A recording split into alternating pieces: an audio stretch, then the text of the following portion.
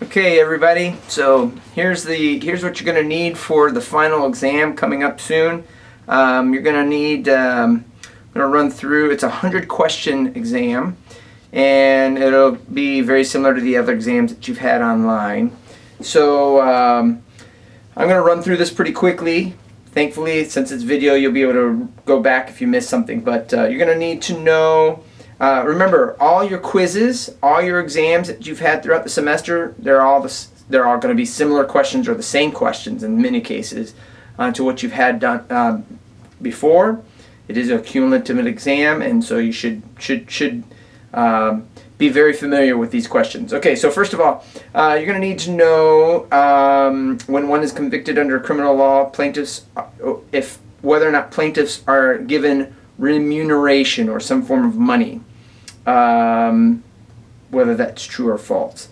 You're going to need to review back the idea of assault and battery, and which one requires physical contact. One does and one doesn't. You're going to need to know which court is the second highest court of the land. You're going to need to know what is the normal time for statute of limitations. You're going to need to know what the joint and several liability doctrine says. You're going to need to know what the definition really of negligence is. You're going to need to know who has the burden of proof in a defamation case.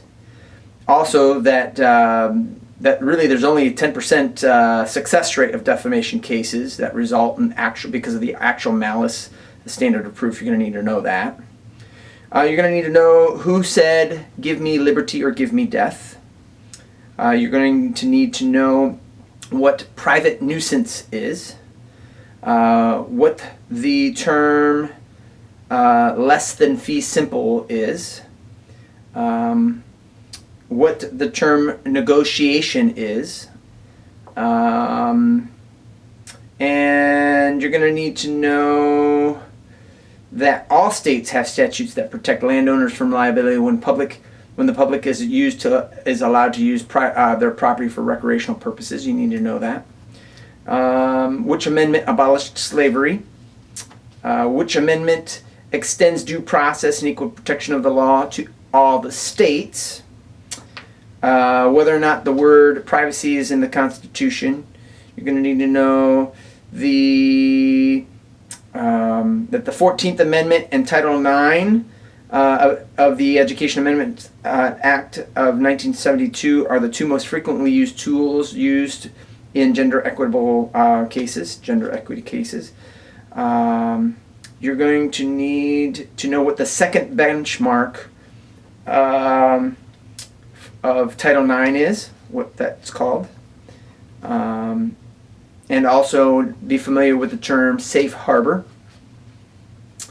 You need to know that the Title VII falls under the Civil Rights Act of 1964. You need to know which amendment does the Equal Protection Clause fall under, what part of that it's a part, the Equal Protection Clause is. You need to know that the Civil Rights Act of 1991 made it possible for jury trials and compensatory and punitive damages in addition to back pay for all claims of intentional discrimination under Title VII. You need to know that job restructuring, part-time and modified work schedules, reassignment to vacant positions, modifications of examinations are all examples of undue hardship. You need to know what the most basic business structure is. You need to know the disadvantages of a partnership. You're going to need to know what are qualities of a limited liability corporation are. You need to know the three primary areas that determine if an institution is remaining within compliance of Title IX. How many employees and how many calendar weeks apply to Title VII. You're going to need to know the basic elements that must exist in order for Title IX jurisdiction to be triggered. How many members are there in the EEOC? What Title VII, there are certain exemptions that are excluded from Title VII. You need to know what that is. You need to remember what renvoi means, RENVOI. You need to know what are examples of land controls. That the Declaration of Independence sought justice in these three areas: religion, equality, and property. You need to know that when keeping in mind with alternative dispute resolutions, what is an ideal format for arbitration to be utilized. I need to know what the four-step leading up to a trial includes. Remember that would be like complaint, answer, so on and so forth. There's 4 steps. You need to know those. Which of the following are not one of the 3 primary grounds for a constitutional challenge to conduct rules? So look up conduct rules and find out what are the primary grounds for that. Which civil document stopped the spread of slavery into the new territories? This would have been the document that would have, this was after the Civil War. There was a certain document that stopped the spread of slavery into the new territories.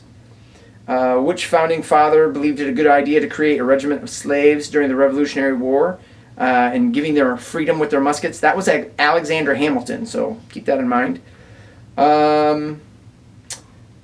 What was the Rehabilitation Act of 1973 designed for? You need to know what that was all about. Why suspect classifications with strict scrutiny for why that was put in place? There's 3 primary reasons. You need to know those reasons. Where the Miranda ruling was ruled by Chief Justice was based on which amendment? You need to know what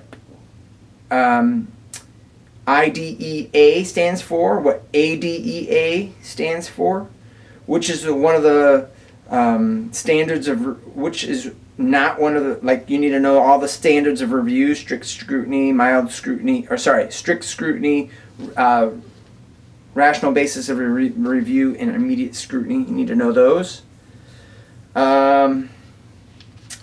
You need to know,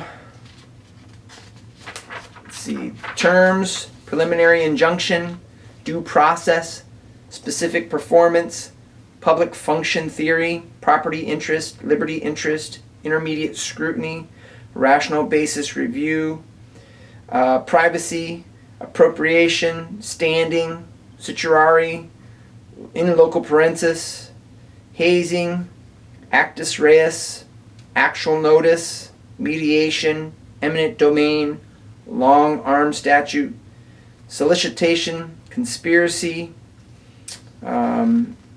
Which founding father did not agree with slavery but owned slaves and said that he was drawn along by the general inconvenience of living here without him? Excuse me. Who the Declaration of Independence was written into? What are the freedoms granted in the First Amendment?